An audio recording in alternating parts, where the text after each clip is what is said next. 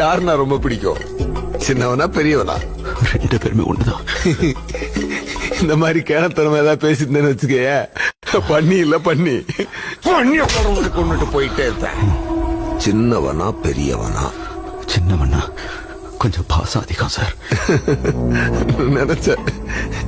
ஏன்னா நீ ரெண்டு ஆம்பளை பசங்களுக்கு அப்பன்னு தெரிஞ்சது இந்த சின்னவன் பிறந்ததுக்கு அப்புறம் தான் இல்லையா? இருக்கலாம் சார். ஏண்டா முட்டாள், முதல்ல நீ அப்பன்னு தெரிஞ்சதே பெரியவனால தானடா. அப்ப பெரியவன் மேலதானே பாசம் அதிகமா இருக்கணும். உனக்கு புரியல.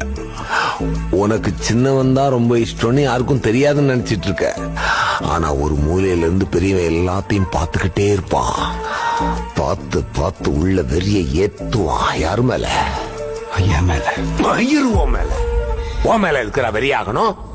உன் சின்னவன் மேல வெறிய ஏத்தி ஏத்தி நாளைக்கு நீ செத்ததுக்கு அப்புறம் சொத்து விஷயத்துல பெரியவன் சின்னவனை ஏமாத்திட்டான்னா செத்து நீ என்ன பண்ணுவ? நீ கொடுத்த சொத்தையும் சின்னவங்கிட்ட ஆட்டைய போட்ட சொத்தையும் வச்சு பெரியவன் டபுள் ட்ரிபிள்னு சம்பாதிச்சு கவுன்சிலர்னு எம்எல்ஏன்னு எங்கேயோ இருந்தா